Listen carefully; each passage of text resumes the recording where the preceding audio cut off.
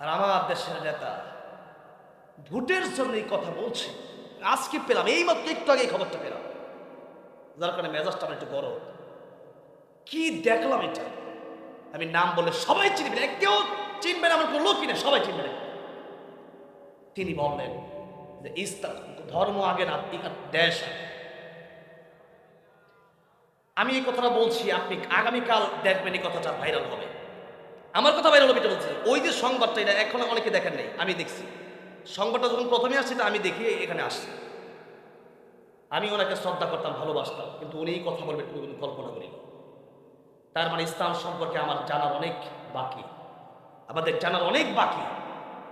দেশ ইসলাম সম্পর্কে জানে না বিদায় মানুষ জিহাদের কথা বললে পরে জঙ্গিবাদ বলতে পারে, মৌলবাদ বলতে পারে। অথচ কোরআন শরীফে যেমন নামাজের কথা আছে, রোজার কথা আছে, হজের কথা আছে, যাকাতের কথা আছে, জিহাদের কথা নাই। ইউকাতিলুনা ফি সাবিলিল্লাহি ফায়াকতুলুনা ওয়া ইউকতালুনা, এইগুলো আয়াত নাই। তাই এই কথা বললে পরে যারা বলে জঙ্গিবাদী, তাদের বুঝের অভাব, তারা বুঝে না, জ্ঞান নাই। এই দেশের জন্য যদি রকেট লাগে, বিমান লাগে, কামান লাগে, বুলেট লাগে, পিস্তল লাগে, সেনাবাহিনী লাগে, আর্মি লাগে, বিডিআর লাগে, তাহলে দেশের চেয়ে যেহেতু ইসলাম বড়, কারণ এই পৃথিবীতে ধ্বংস হবে, আমার ইসলাম তো আমার সাথে থাকবে। দেশ তো ধ্বংস হবে, দেশের জন্য যারা ভালোবাসে তারাও ধ্বংস হবে, কিন্তু আল্লাহর কোরআনের জন্য যদি কাউকে ভালোবাসেন, এই ভালোবাসা কিয়ামতের ময়দানেও থাকবে। যার কারণে বহু আগে আমি আমার এক বক্তৃতায় বলেছিলাম যে বঙ্গবন্ধু শেখ মুজিবের চেয়ে আল্লামা মামুনুল হকের দাম কোটি কোটি গুণ বেশি। কারণ বঙ্গবন্ধুকে মানুষ দেশের জন্য ভালোবাসে, আর আল্লামা মামুনুল হককে মানুষ জান্নাতে যাওয়ার জন্য ভালোবাসে। কোরআনের জন্য ভালোবাসা আর দেশের জন্য ভালোবাসা এক না। সূরা রহমান এমন একখানা সূরা, যে সূরাটা আল্লাহ রাব্বুল আলামিন জান্নাতের ভিতরে তেলাওয়াত করবেন, সুবহানাল্লাহ পড়েন। জান্নাতে সব মানুষ যখন চলে যাবে, তখন আল্লাহ রাব্বুল আলামিন জিজ্ঞাসা করবেন জান্নাতীদেরকে, তোমাদের কি আরো কিছু চাওয়ার বাকি আছে, আর কিছু পাওয়ার বাকি আছে? সব জান্নাতি সেদিন এক সমান হবে না। জান্নাতি মানুষদের এক একজনের এক একটা তবকা হবে, এক একজনের এক এক রকম স্থান হবে। নবীজি বলেছেন আমি থাকবো জান্নাতুল ফেরদাউসে। তোমরা যখন দোয়া করবা, তোমরা জান্নাতুল ফেরদাউসের জন্য দোয়া করবা। যেন আমরা যখন দোয়া করি, আল্লাহ আমাদের পিতা মাতা যারা নাই, তাদের কবর, তাদেরকে আপনি জান্নাতুল ফেরদাউস দান করেন, এই তো আমরা করি না?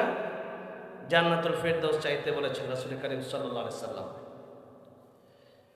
তাই জান্নাতে যে সবার অবস্থানে একরকম হবে না, সবার জবাবটাও একরকম হবে না।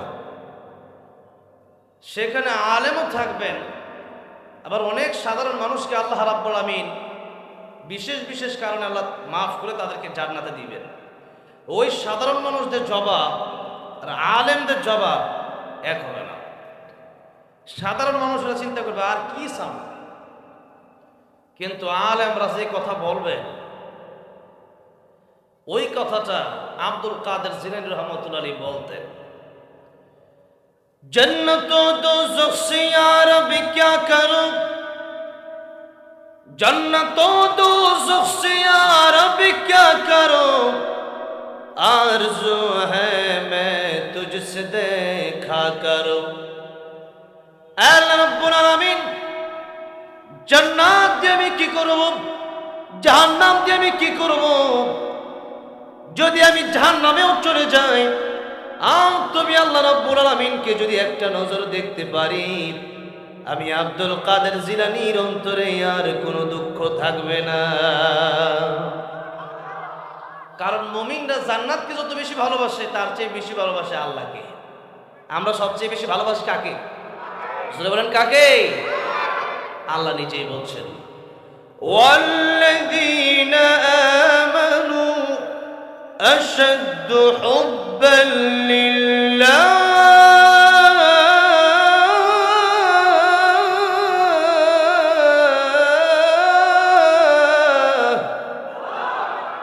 আল্লাহ বলছেন ইমানদার যারা, তারা সবচেয়ে বেশি ভালোবাসে কাকে? ইব্রাহিম আলাইহিস সালামকে যখন আগুনে ফেলে দেবে নমরুদ, তখন জিবরাইল আলাইহিস সালাম আসলেন, এসে বললেন, পয়গম্বর ইব্রাহিম আলাইহিস সালাম, আপনি আল্লাহর খলিল, আল্লাহর বন্ধু।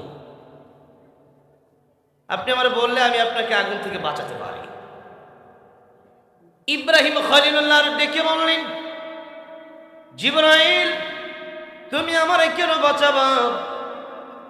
ওই আগুনে আমি পূর্ব নমরুদ আমারে আগুনের ভিতরে ফেলে দেবে, আর সেই আগুনে আমি যদি পড়ে জ্বলে পড়ে যাই, এই আগুনে জ্বলার কারণে মহান আল্লাহ রব্বুল আলামিন যদি খুশি হয়ে যায়, এই আগুনের ভিতরে আমি ইব্রাহিম একবার নয়, দুইবার নয়, 1000 বার আগুনের ভিতরে জ্বলতে আমি রাজি আছি। আগুনে ফেলে দিচ্ছে। আগুনে পড়ার আগে আল্লাহ বললেন, ইয়া নারু কুনি বারদান ওয়া সালামান আলা ইব্রাহিম। ও আগুন, আমার ইব্রাহিমের জন্য তুমি আরামদায়ক হয়ে যাও, শান্তিদায়ক হয়ে যাও। যে আল্লাহ রাব্বুল আলামিন ইব্রাহিম আলাইহিস সালামের সে আগুনকে ফুলের বাগিচা বানায় দিলেন, আজ যদি আমরা ইব্রাহিম আলাইহিস সালামের মতো ঈমানকে শক্ত করি, ইয়াকা না'বুদু ওয়া ইয়াকা নাস্তাঈন, আল্লাহর ইবাদত করতে পারি আর কেবলমাত্র আল্লাহর কাছেই চাইতে পারি, সেই আল্লাহ রাব্বুল আলামিন আজও আমাদের জন্য আগুনকে ফুলের বাগান বানাতে পারে কি পারে না? পারে না? কিন্তু সেই ঈমান আজকে আমাদের নাই। আছে সেই ঈমান? সেই ঈমান আমাদের নাই। আমাদের ঈমান হচ্ছে কচু পাতার পানির মতো। 1 কাপ চা খাইলে পরেই এই 1 কাপ চায়ের কারণে ঈমান ছেড়ে দিতে পারে। একটু ভোটের জন্য এই কথা বলতে পারে যে আমার ইসলাম দরকার নাই, আমার দেশ হইলি, আমার দেশ আমার সবচেয়ে বড় পরিচয়। নাউযুবিল্লাহ। আজকে দেখলাম অনেক বড় একজন নেতা বলছে এই কথা। আমি শুধু আশ্চর্য হয়েছি, কেমনে বলল? আল্লাহ বলছেন, কাইফা তাকফুরুনা বিল্লাহ। কাইফা, কেমনে? তাকফুরুনা বিল্লাহ, মানুষ আল্লাহর সাথে নাফরমানি করে কেমনে? এটা কিভাবে সম্ভব? কুনতুম আমওয়াতান ফাআহইয়াকুম থুম্মা ইউমীতুকুম থুম্মা ইউহয়ীকুম থুম্মা ইলাইহি তুরজাউন। এক সময় ছিলাম মৃত। মৃত মানুষ এই দেশে যখন জন্ম নেয়, মা বাপ কি তারে ঘরে রাখে? বলে রাখে? রাখে না। এখন রুহ যদি আল্লাহ না দেয়, তাহলে ওই মরা লোক মানুষ রাখে না। লোক এটার নাম লাশ হয়ে যায়। লাশ মানে লাশ, ছাই, কিচ্ছু নাই। আব্দুর রহমান ইন্তেকাল করেছে, আব্দুর রহিম ইন্তেকাল করেছে। ইন্তেকাল মানে এক জায়গা থেকে আরেক জায়গায় যাওয়া। মানে আব্দুর রহিম সে চলে গেছে, এখন তার ডাব্বা পড়ে আছে। এই ইঞ্জিনটা চলে গেলে হাইরে হাইরে হায়, ডাব্বাটা পইরা রইবে এই যে দুনিয়ায়। ইঞ্জিন ছেড়ে যাবে, ডাব্বা পড়ে থাকবে, তখন আপনার আর কোনো দাম নাই। ও যত বড় নেতাই হোক না কেন, এই পৃথিবী থেকে সেই নেতাকে মানুষ ভোট দেবে? দেবে ভোট? কবরে যাওয়ার পরে জিজ্ঞাসা করা হবে না তুমি বাংলাদেশি নাকি ইন্ডিয়ার নাকি পাকিস্তানি না চাইনা না সৌদি না দুবাই? এটা জিজ্ঞাসা করা হবে না মিশরি? জিজ্ঞাসা করা হবে মান রাব্বুকা ওমা দীনুকা ওমান নাবিয়ুকা, ঠিক না? সেই প্রশ্নের জবাব দেওয়ার জন্য কেবলমাত্র প্রকৃত ইমানদাররা রেডি থাকতে পারে, আর তারাই বলতে পারে আমার দেশের চেয়ে আমার ইসলাম বড়, আমার দেশের চেয়ে আমার কোরআন বড়, আমার দেশের চেয়ে আমার নবী বড়, আমার দেশের চেয়ে আমার আল্লাহ বড়। সুতরাং আল্লাহর ভালোবাসায়, নবীর ভালোবাসায়, কোরআনের ভালোবাসায়, ইসলামের ভালোবাসায় আমি আমার দেশ ছাড়তে পারি, জেল ছাড়তে পারি, জীবন দিতে পারি, আল্লাহকে ছাড়তে পারি না, ইসলাম ছাড়তে পারি না। আর আমার দেশের নেতা ভোটের জন্য এই কথা বলছে। আজকে পেলাম, এই মাত্র একটু আগে খবরটা পেলাম, যার কারণে মেজাজটা আমার একটু গরম। কি দেখলাম এটা, আমি নাম বলে সবাই চিনবে না, কেউ চিনবে না, আমার কোনো লোকই না, সবাই চিনবে না। তিনি বললেন যে ইসলাম ধর্ম আগে না, দেশ আগে। আমি এই কথাটা বলছি, আপনি আগামীকাল দেখবেন এই কথাটা ভাইরাল হবে। আমার কথা ভাইরাল হবে এটা বলছি। ওই যে সংবাদটা, এটা এখন অনেকে দেখেন নাই, আমি দেখছি। সংবাদটা যখন প্রথমে আসছে আমি দেখি এখানে আসছে। আমি ওনাকে শ্রদ্ধা করতাম, ভালোবাসতাম, কিন্তু উনি এই কথা বলবেন কোনো কল্পনা করি।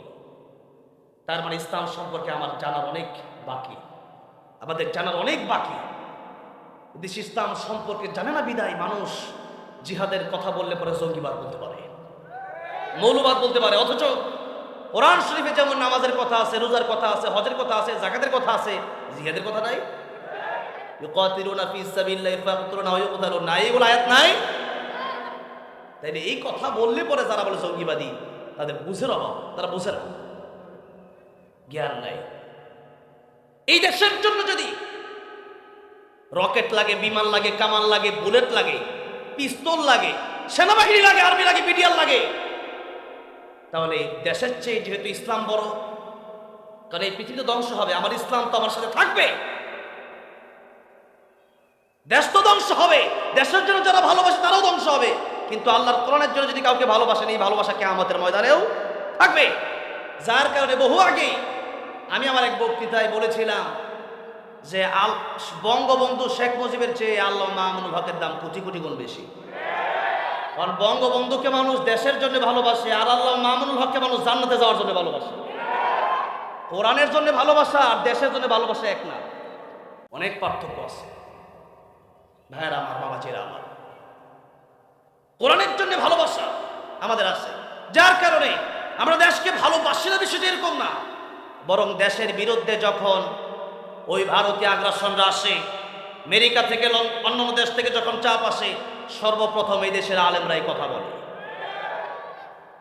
বলে গেলে চলবে না।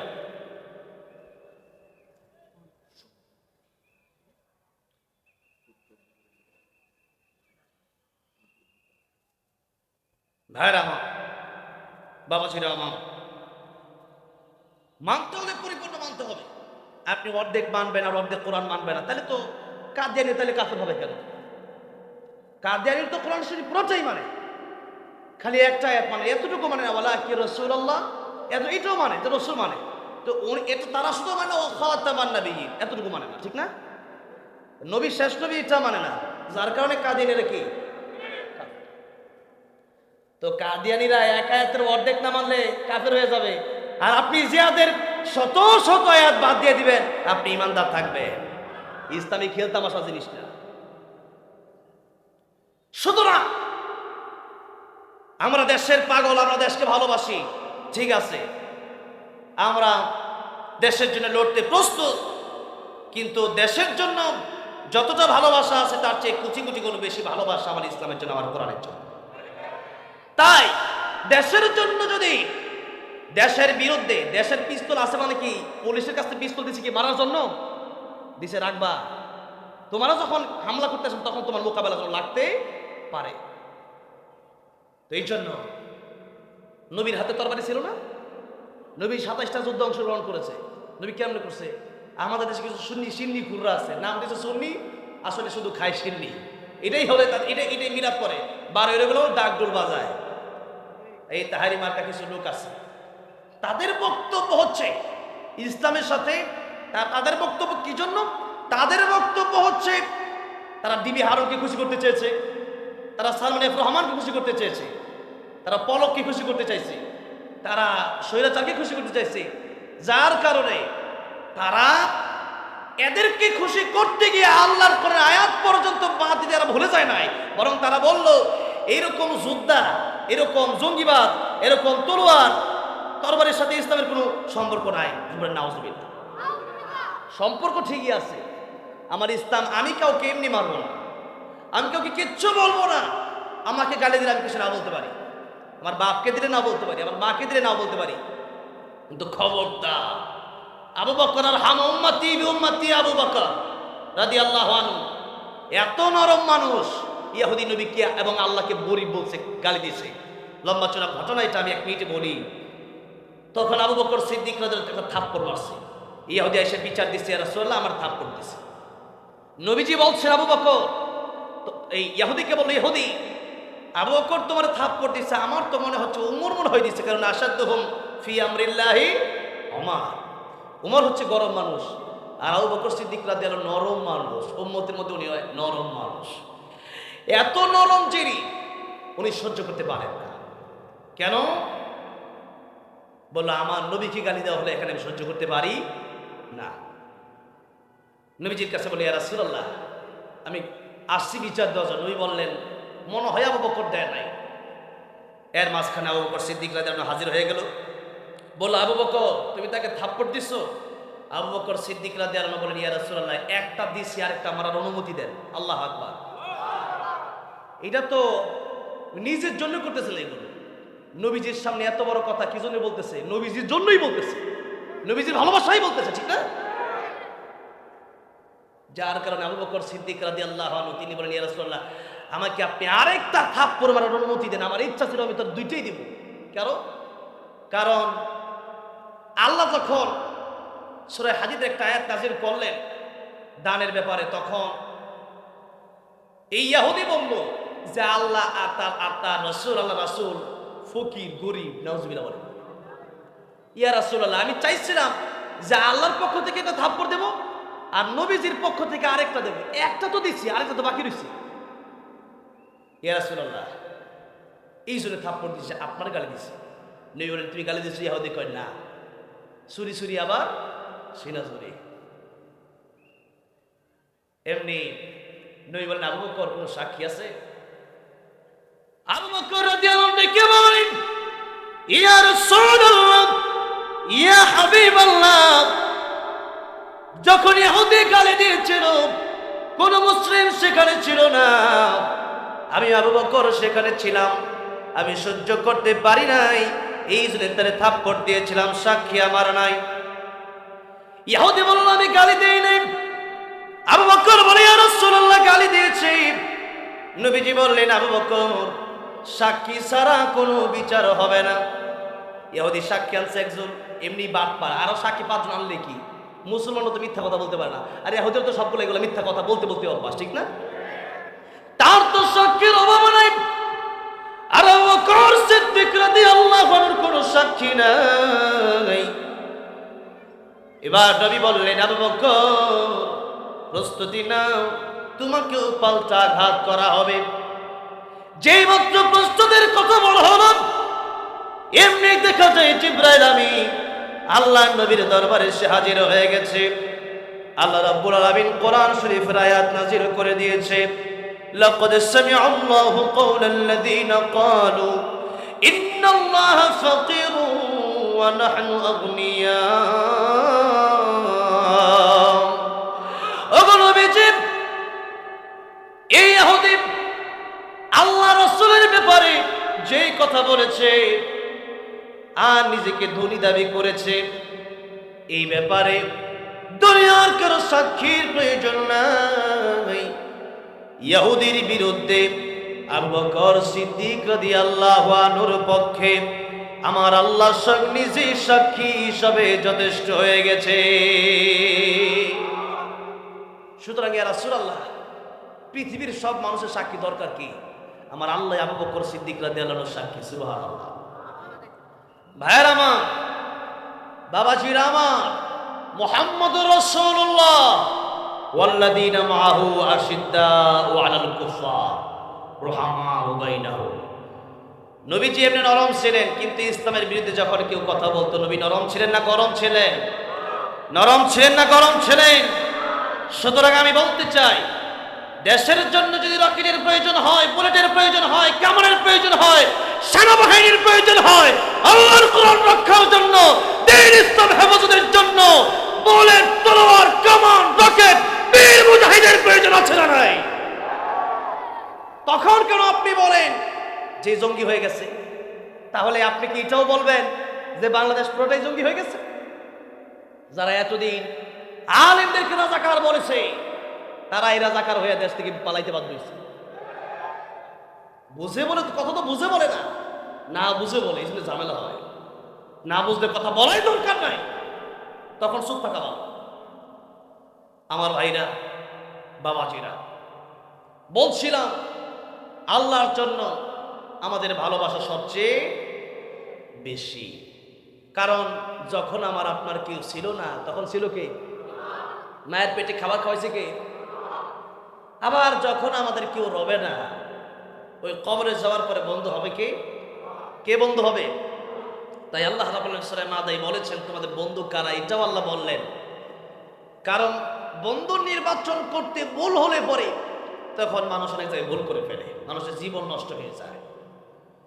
এই জন্য আল্লাহ রাব্বুল আলামিন বলছেন, ইন্নামা ওয়ালিয়ুকুমুল্লাহু ওয়া রাসূলুহু ওয়াল্লাযীনা আমানুল্লাযীনা ইউকিমুনাস সালাত আল্লাযীনা ইউকিমুনাস সালাতা ওয়া ইউতুনাজ যাকাতা ওয়া হুম রাকিউন। আল্লাহ রাব্বুল আলামিন বলছেন আমাদের বন্ধু কে কে হবে। আল্লাহ বলে দিলেন তোমাদের বন্ধু এক নম্বরে যিনি হবেন তিনি আল্লাহ। আল্লাহ বলেন আমি নিজেই তোমাদের প্রথম বন্ধু। প্রথম বন্ধু কে? প্রথম বন্ধু কে? এই জন্য এক কবি বলেছেন, সাহাবতে সালেহ তোরা সালেহ কোনা, সাহাবতে তালেহ তোরা তালেহ কোনা। সৎসঙ্গে স্বর্গবাস, অসৎসঙ্গে সর্বনাশ। বন্ধু যদি ভালো না হয় বিপদ আছে। আল্লাহ বলেন এক নম্বরে আমি আল্লাহ তোমার বন্ধু, দুই নম্বরে আমার রাসূল তোমার বন্ধু, তিন নম্বরে ইমানদাররা তোমার বন্ধু। যে ইমানদাররা নামাজ কায়েম করে, যাকাত আদায় করে, এরা হচ্ছে বন্ধু তোমার। এখন আল্লাহ রাসূলের পরে তাদেরকে বন্ধু বানাতে হবে যারা প্রকৃত পক্ষে আল্লাহর আগে বন্ধু বানাইছে, যারা প্রকৃতপক্ষে নামাজি, যাদের ছেলে সন্তান আছে, মেয়ে আছে, এদেরকে বিড়িখোর, ইয়াবাখোর, গাঁজাখোরের সাথে চলতে দিবেন না। কারণ বিড়িখোরের সাথে চললে ও একদিন বিড়িখোর হয়ে যায়। বিড়ি ও তো খায়, যে ছেলেটা ভালো ছিল ওরে কত একটু খা, ঠিক না? ওটা বিড়িখোর হয়। আমি প্রায় মনে হয় 10-12 বছর আগে হবে, 2010-12 সালের দিকে, তখন আমাকে যখন হিফজ শেষ করছে 2010 সালে, তখন আমাকে এক বিয়ে বাড়িতে গেছি। বিয়ে বাড়িতে যাওয়ার পরে বিয়ের আগের দিন আর কি, তো ছোট মানুষ আমার লয়ে গেছে বন্ধু বান্ধবরা। যাওয়ার পরে সবাই মিলে মদ খাবে। কি খাবে? মদ খাবে। তখন তো আমি বন্ধু কারে বাছাই করবো, তখন তার কোরআন শরীফ হেফজ পড়ছে, তখন তো বুঝি না। তখন মদ খাবে, তো আমারে বললো তার শিফ চলো যাই মদ খায়। আমি বললাম ভাই মদ খাবো কেমনে? তোরা মদ খেলে খাইতে, আমি খাবো না। ও আমার ফুফাতো ভাই, এই ঘটনার এই হ্যাঁ জানে। তাহলে আমি বললাম আমি মদ খাবো না, তোরা খা। কারণ আমি জানি এই মদ খাওয়ার কারণে, এই মদ খাওয়াটা তোরা তো পলায় খাবি, কেউ দেখবে না, ওই ঘরে গিয়ে খাবি রাতের অন্ধকারে। আমি জানি আমার কেউ না দেখলেও আমার দেখবে একজন। এই কে? এতটুকু যদি মানুষের অন্তরে থাকে যে আমার কেউ তো দেখে না, আমার আল্লাহ তো ঠিকই দেখে, সে বান্দা গুনাহ করতে পারে? গুনাহ করতে পারে? আমিরুল মুমিনিন উমর রাদিয়াল্লাহু আনহু মরুভূমি দিয়ে যাচ্ছেন, প্রচন্ড পিপাসা লেগেছে। একজন রাখালকে বলল, রাখাল এত ছাগল তোমার, এত বকরি তোমার, একটু দুধ কি আমার দেওয়া যায়? রাখাল বলল, দুধ আমি দেব কেমনে? এই ছাগলের মালিক, বকরির মালিক তো আমি না, বকরির মালিক তো আমার, ছাগলের মালিক তো আরেকজন। ওমর রাদিয়াল্লাহু আনহু বললেন, তোমার কিছু টাকা দিয়ে একটা কাজ করো, ছাগল একটা বিক্রি করে দাও। রাখাল বলল, ছাগল বিক্রি করব কেমনে? ছাগল বিক্রি আমি করব কেমনে? এটা তো ইজ্জত তো আমি রাখি না, মালিক তো আরেকজন। ওমর রাদিয়াল্লাহু আনহু এবার পরীক্ষা শুরু করে দিলেন। বললেন, রাখাল তুমি বলবা একটা ছাগল বাগে নিয়ে গেছে, এই কথা বলে মালিককে বোঝায় দেবা। রাখাল বলল, আপনি তো অনেক লম্বা মানুষ, কিন্তু এত বুদ্ধি আপনার কম কেন? আল্লাহ রাব্বুল আলামিন বলেছেন, ইন্নাস সাআতা আতিয়াতুন আকাদু উখফিহা লিতুজজা কুল্লু নাফসিন বিমা তাসআ। নিশ্চয়ই কিয়ামত আসবে, সেটাকে আল্লাহ গোপন রেখেছেন। আর এই কিয়ামত কেন আসবে? হাসরের মাঠ, আল্লাহ রাব্বুল আলামিন কেন কায়েম করবেন? একটাই উদ্দেশ্য, এই পৃথিবীর প্রত্যেকটা মানুষকে, প্রত্যেকটা প্রাণীকে আল্লাহ রাব্বুল আলামিন তার বদলা পাওনা তারে বুঝিয়ে দিবেন। সেদিন তার পাওনা বুঝিয়ে দেওয়া হবে। একজন কষ্ট করে ফজরের সময় ঠান্ডা পানি দিয়ে ওযু করে নামাজ পড়ছে, আর আরেকজন আরাম করে নাক ডেকে নাকে তেল দিয়ে ঘুমাইছে। দুজন কি সমান হবে? সমান হবে? একজন মাথার ঘাম পায়ে ফেলে কষ্ট করে টাকা উপার্জন করে হালাল খেয়েছে, আর আরেকজন মন চাইছে আর সুদ খাইছে, মন চাইছে আর ঘুষ খাইছে। মানুষের টাকা, মানুষের জমি মাইরা এরপরে খাইছে। আল্লাহ কি দুইজনকে একই বিচার করবেন? হ্যাঁ, একরকম বিচার হবে না। ফারিকুন ফিল জান্নাতি ওয়া ফারিকুন ফিস সাঈর। তাই কিয়ামতের ময়দানে আল্লাহ নাফরমানি যারা করবে তাদেরকে আল্লাহ রাব্বুল আলামিন বলবেন, ওয়ামতাজুল ইয়াউমা আইয়ুহাল মুজরিমুন। আজকে তোমরা আলাদা হয়ে যাও। সেদিন দুটি দলে আল্লাহ রাব্বুল আলামিন तमाम পৃথিবীর মানুষকে বিভক্ত করে দিবেন। একটা হলো জান্নাতি দল আর একটা জাহান্নামের দল। তাহলে সেই দিন মানুষের পাওনা আল্লাহ রাব্বুল আলামিন অক্ষরে অক্ষরে বোঝায় দেবে। তাই সেই দিনের কথা যারা চিন্তা করবে, সেই দিনের ভয় যারা করবে, তাদের অন্তরে, যাদের অন্তরে আল্লাহর ভয় থাকবে, এরা চিন্তা করবে চুরি করতে গেলে তো আমার আল্লাহ দেখবে, ডাকাতি করতে গেলে কেউ দেখবে না, আমার আল্লাহ তো আমার দেখবে। আমি সুদ খাবো, কেউ দেখবে না, আমার দেখবে কে? ঘুষ খাবো, কেউ দেখবে না, দেখবে কে? একটা মাত্র ওয়াজ যদি বাড়িতে নিয়ে যেতে পারেন, এত ওয়াজ তো শোনা দরকার নাই আপনার। আপনি তো ওয়াজ শুনতে শুনতে সারা রাত পার করেন, কিন্তু আমল তো আর করেন না, ঠিক না? এই জন্য যদি আপনার হৃদয়ে আল্লাহর ভয় না থাকে, আপনি কষ্টিকালে ভালো মানুষ হতে পারবেন না। আর আল্লাহর ভয় আপনার অন্তরে তখনই আসবে যখন আপনি কোরআনের শিক্ষা শিখতে পারবেন, যখন আপনি দ্বীন শিক্ষায় শিক্ষিত হতে পারবেন, তখনই আপনার এই জীবনে আপনি একজন ভালো মানুষ, সৎ মানুষ হওয়া সম্ভব। সেদিকে আমি একটু পরে যাব। যেই কথা বলছিলাম সূরা রহমান, আল্লাহ রাব্বুল আলামিন জান্নাতের ভিতরে তিলাওয়াত করে মানুষকে শোনাবেন। কোন দিন? যেদিন জান্নাতীদেরকে আল্লাহ রাব্বুল আলামিন জিজ্ঞাসা করবে, ও জান্নাতীরা, তোমরা তোমাদের আর কিছু চাওয়ার পাওয়ার বাকি আছে? তখন জান্নাতীরা বলবে, আল্লাহ যা পাইছি এগুলা দিয়ে, এগুলার জন্য শুধু নামাজ রোজা করি নাই, গভীর রাতে তাহাজ্জুদ এই জন্য করি নাই। আয় আল্লাহ, তোমার দেখার আশা এখনো বাকি আছে।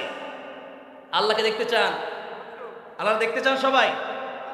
আল্লাহ রাব্বুল আলামিন সূরাতুল কাহফের শেষে বলে দিলেন, ফামান কানা ইয়ারজু লিকাআ রাব্বিহি ফালইআমাল আমালান সালিহান ওয়া লা ইউশরিক বিইবাদাতি রাব্বিহি আহাদা।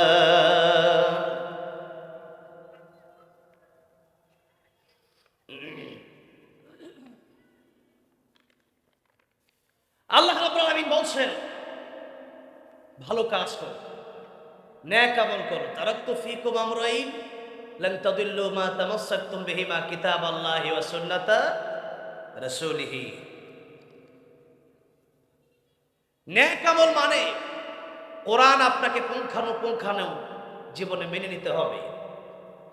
মন চাইলে মানলে, মন চাইলে মানলেন না, ওইটা হবে না। মন চাইলে মানে তারা, আর মন চাইলে মানে না তারা, যারা মুনাফিক। নবীজির কাছে যখন মুনাফিকের লিস্টে নিয়ে আসা দেখলাম আব্দুল্লাহ ইবনে উবাই, নবীর পিছনে নামাজ পড়ে, পাগড়ি আছে, জুব্বা আছে, টুপি আছে, দাড়ি আছে, কিন্তু ভিতরটা ভালো ছিল না। ভিতরটা ভালো ছিল, উপর দিয়ে ভালো দেখা গেলেই কিন্তু ভালো না।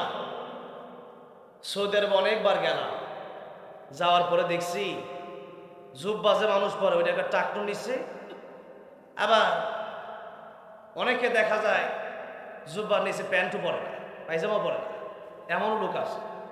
এরপরে জুব্বা পইরেই দেখি অনেকেই নাচানাচিও করে, জুব্বা পইরে ড্যান্স করে। ওই দেশে আরবি গান আছে, ওই আরবি গানও গায়। এইরকম জুব্বা পড়লে লাভ আছে? রবীন্দ্রনাথ ঠাকুরের দাড়ি ছিল না? ছিল, কিন্তু এই দাড়িতে লাভ আছে? লাভ নাই। উপর দিয়ে ভালো সাজলেই তো ভালো না, হ্যাঁ ভিতর ভালো থাকলে উপরে এমনি ভালো হয়ে যাবে। কিন্তু বর্তমান এই সমাজে আমরা উপর দিয়ে যতটা ভালো, আমাদের ভিতরে ততটাই কালো। যার যারটা আমরা নিজেরা জানি। ভাইয়ের আমার, বাবাজিরা আমার, তাই উপরের চেহারাটাকে সুন্দর করলে আল্লাহর কাছে দামি হওয়া যায় না। অনেক টাকার মালিক হলে সফলতা আসে না।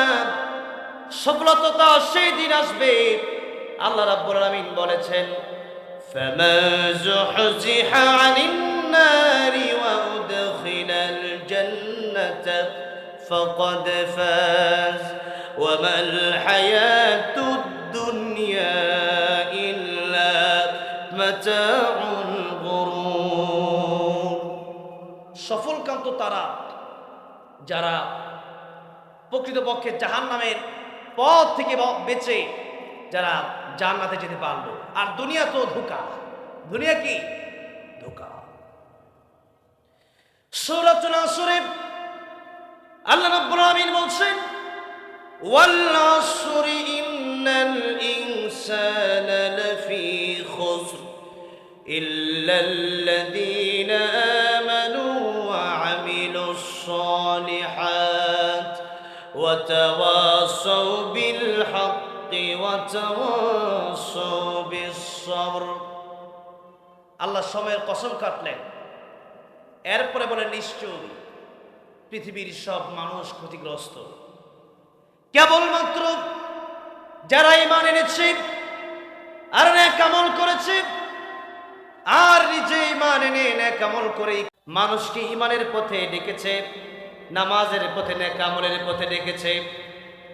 আর এই সত্য কথা বলতে গেলে জেল হতে পারে, জুলুম হতে পারে, এই জীবন ধ্বংস হয়ে যেতে পারে।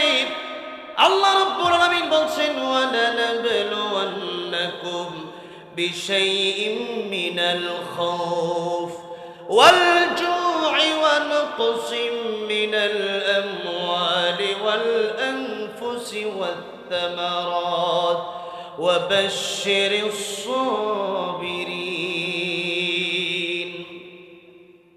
আল্লাহ বলেন, অবশ্যই অবশ্যই আমি আল্লাহ রাব্বুল আলামিন তোমাদেরকে পরীক্ষা করব। আর এই পরীক্ষার সিলেবাস আল্লাহ বললেন, প্রথমেই বলেন খাউফ, ভয় আসবে।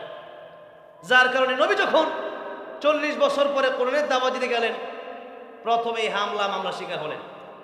তাব্বাল্লাকা লিহাদা জামাতানা, নবীজিকে বলা হয়, এই জন্য আমাদেরকে ডেকেছো, তুমি ধ্বংস হও।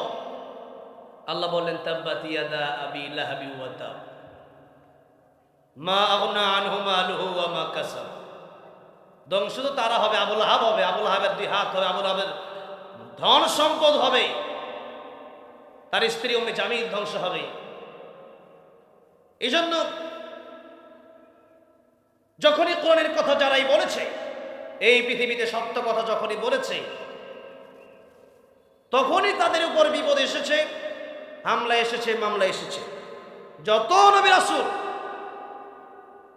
এই লা ইলাহা ইল্লাল্লাহর দাওয়াত দিয়েছে, আমাদের দেশেও যত আলেমরা বাস্তবে সঠিক কথা বলার চেষ্টা করেছে, এরাই জেল খাটছে, ঠিক না?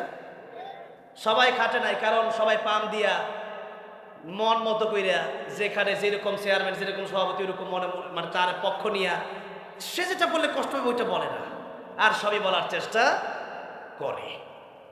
মুনাফিকি অন্তরে আছে অনেকের, কিন্তু প্রকৃতপক্ষে কেবলমাত্র আল্লাহর জন্য কথা বলতে গেলে পরে বিপদ আসবেই।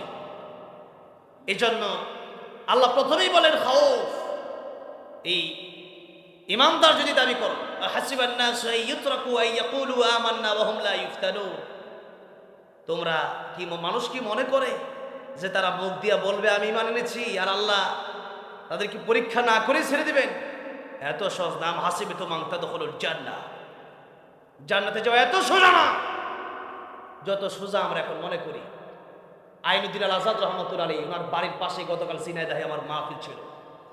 তিনি একটা ইসলামী সঙ্গীত বলতেন, বলবো? তিনি বলতেন, মসজিদের কোণে বসে জিকির যত করই কষে, মসজিদের কোণে বসে জিকির যত করই কষে এভাবে যায় না পাওয়া আল্লাহকে, এভাবে যায় না পাওয়া আল্লাহকে।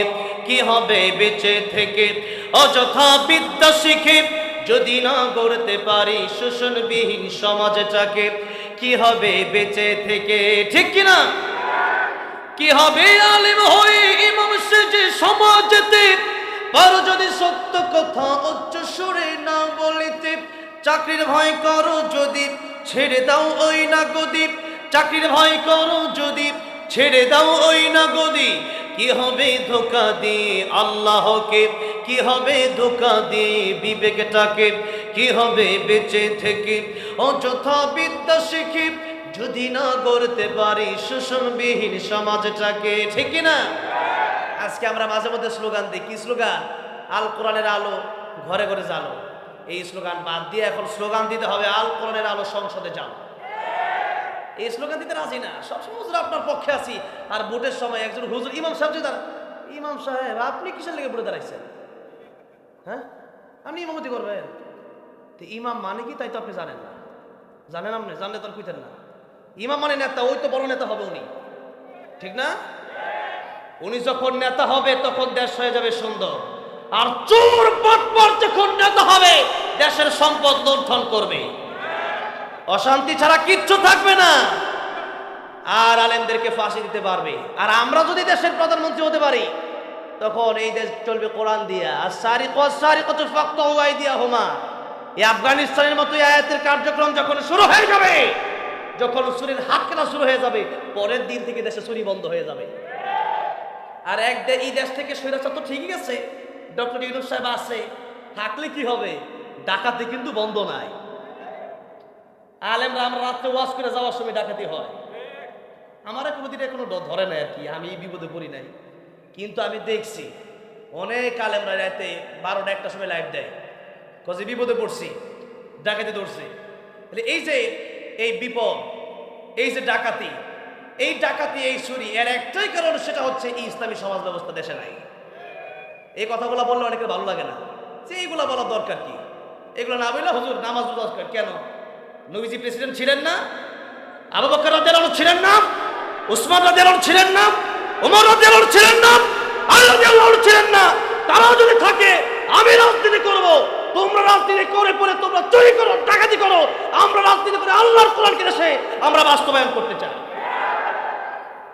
আমরা কথা বলে তোমরা নারাজ হবাই, আমরা কথা বলে চোরেরা নারাজ হয়, ডাকাতেরা নারাজ হয়, আর যারা চায় যে কোনো রকম এভাবে মিলেমিশে খায় এরাই সে।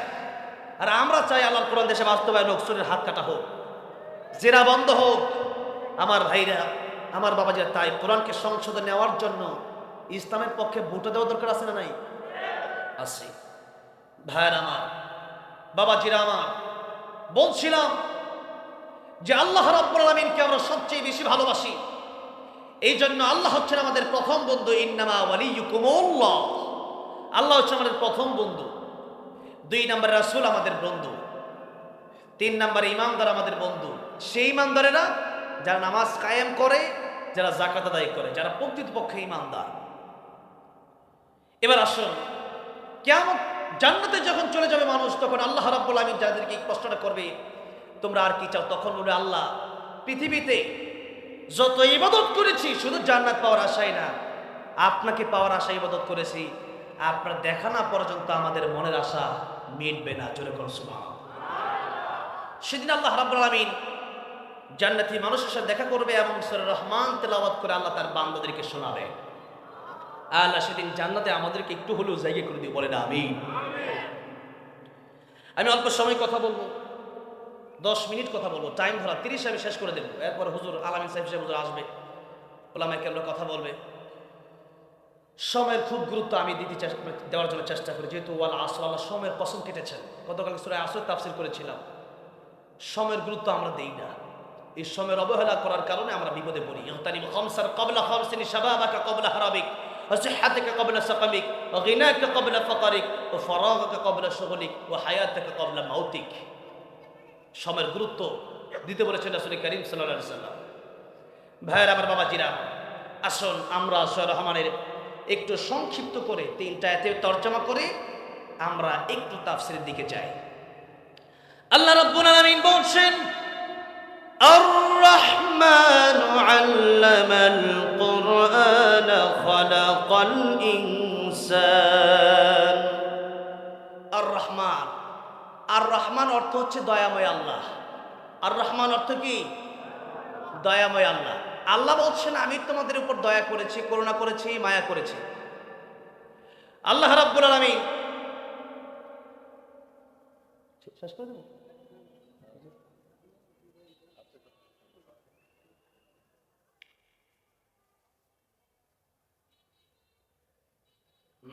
কেন যেন আজকে কথা বলতে পারতেছি না। প্রথমে এক মাইকে ডিস্টার্ব হলো, এরপরে আবার আর এই মাইক কথা বলি আমি যখন বলি এরপরে যায় ওই সাউন্ড, এত বড় মাহফিলের। যাই হোক, অল্প সময় শেষ করছি। আল্লাহ বলছেন দয়াময় আল্লাহ, তিনি আমাদের উপর যত দয়া করছে, আর কেউ করছে তো দয়া? আর দয়া কেবলমাত্র আল্লাহ করছে, আর কেউ দয়া করবে? এই যে বসে আছি, বেঁচে আছি, এটা কার দয়া? রিজিক দেয় কে? নিঃশ্বাস নেওয়ার ক্ষমতা দেয় কে? বলার ক্ষমতা দিলেন কে? চলার ক্ষমতা, কাজের ক্ষমতা সবই আল্লাহ দিলেন। তাই আল্লাহ রাব্বুল আলামিন সূরাতুর রহমানে একটু পরে পরে বেশি বেশি যে আয়াতটা বললেন, সে আয়াতটা কোন আয়াত? ফাবিআইয়ি আলাই রাব্বিকুমা তুকাযযিবান। তোমরা আমার কোন কোন নিয়ামতকে অস্বীকার করবে? ওয়া ইন তাউদ্দু নিয়ামাতাল্লাহি লা তুহসুহা। নিয়ামত গণনা করে কিয়ামত পর্যন্ত শেষ করা সম্ভব? লা ইন শাকারতুম লাযীদান্নাকুম। নিয়ামত শুকর আদায় করো। আল্লাহ রাব্বুল আলামিন এত নিয়ামত দিলেন, আর সূরা রহমানে আল্লাহ রাব্বুল আলামিন এত নিয়ামতের কথা বর্ণনা করলেন। আল্লাহ রাব্বুল আলামিন নিজের দয়ার কথা বলার পরেই দ্বিতীয় আয়াতটা বললেন কোরআন সম্পর্কে, আল্লামাল কুরআন। তৃতীয় আয়াত আল্লাহ বললেন খালাকাল ইনসান। আল্লাহ বলেন আমি আল্লাহ কোরআন শিখালাম, এরপরে মানুষ বানালাম। আল্লাহ রাব্বুল আলামিন কোরআন শিখালেন, এটা বলেন আগে, এরপরে বলেন মানুষ বানালাম। কিন্তু আমরা তো দেখি প্রকৃতপক্ষে আমরা আগে জন্ম নিয়ে মানুষ হয়েছি, এরপরে মাদ্রাসায় কোরআন শরীফ শিখছি, কিন্তু আল্লাহর বলার ধরনটা একটু অন্যরকম। সুতরাং এখান থেকে প্রাথমিকভাবে যে কথা বোঝা লাগবে সেটা হচ্ছে জন্মগত মানুষ হলেই প্রকৃত মানুষ হওয়া যায় না, বরং কোরআন শিখতে পারলেই প্রকৃত গুণগত মানুষ হওয়া যায়। জন্মগত মানুষ আসাদ নূর, তাসলিমা নাসরিন,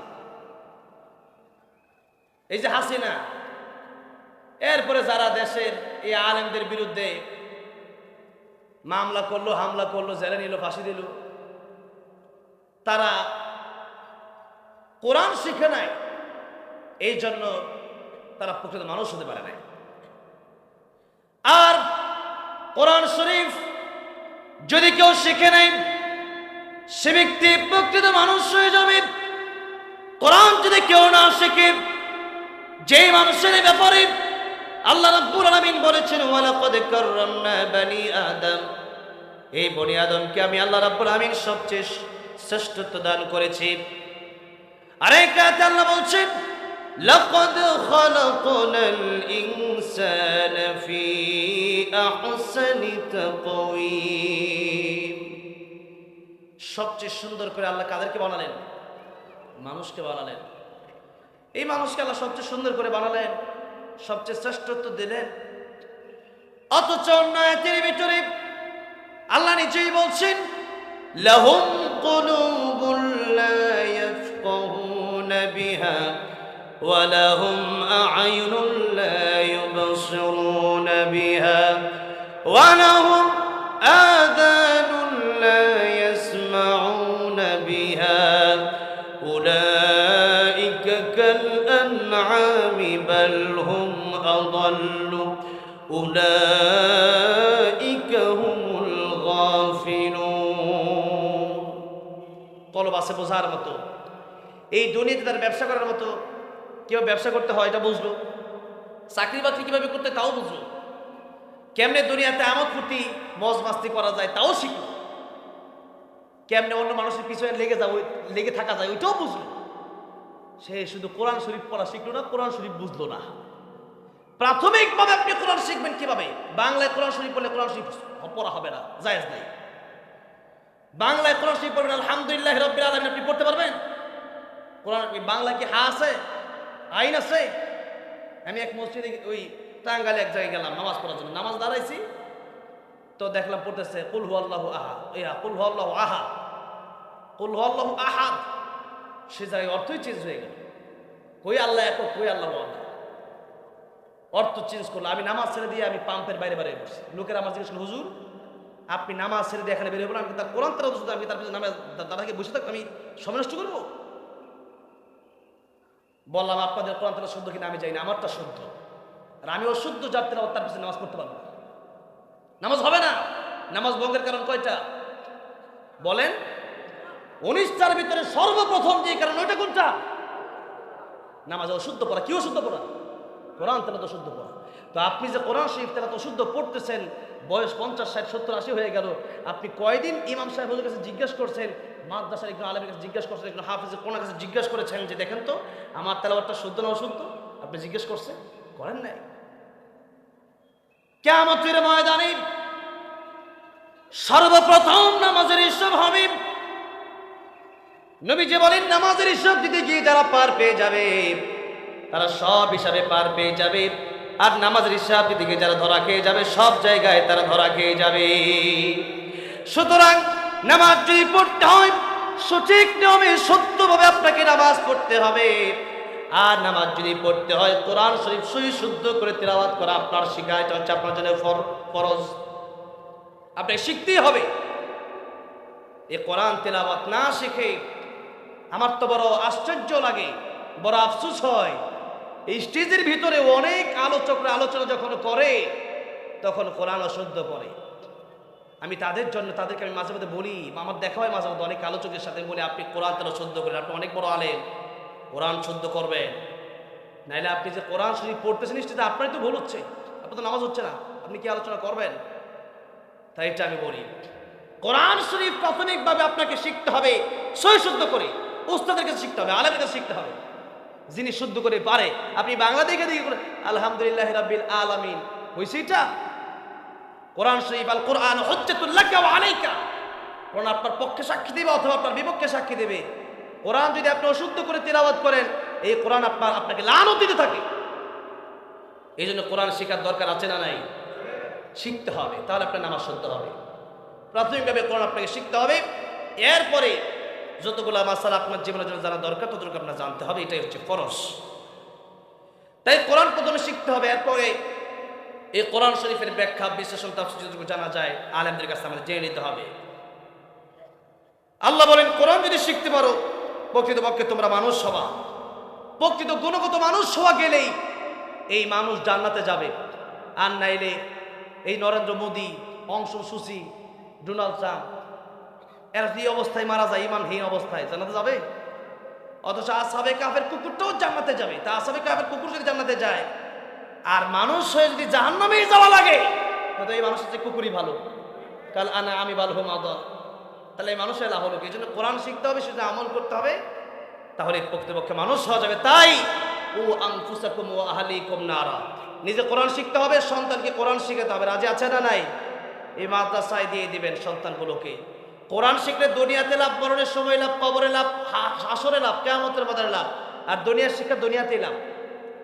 তাহলে আমাদের 4 জায়গায় লাভ হবে, এটা আমরা চাই না? দুনিয়াতে, মরণের সময়, কবরে, পরকালে, এই 4 জায়গায় লাভ হয় যেই শিক্ষাতে, ওইটা হলো কোরআনের শিক্ষা। তাহলে কোরআনের শিক্ষার দরকার আছে না নাই?